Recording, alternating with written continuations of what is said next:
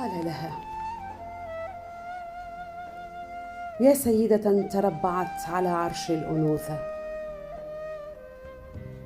أنحني لأنوثتك إجلالا وإكبارا، متخطيا كل تكابر الذكور.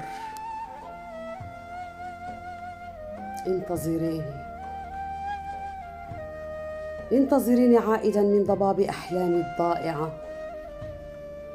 كشعاع تائه يبحث إشارته الضوئية في خصلة شعرك.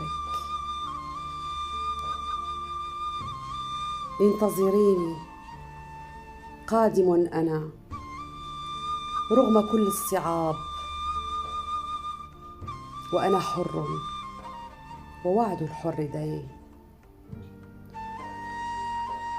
كما وعد المطر للأرض العطشاء، كما وعد الشمس للقمر. سأعود، افتحي ذراعيك، أنا من عشق كلماتك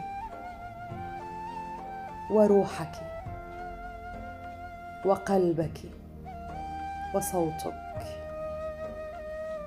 عاشق أنا كل تفاصيلك.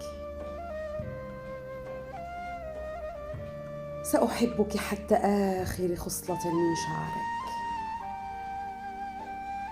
عائد أنا، انتظريني.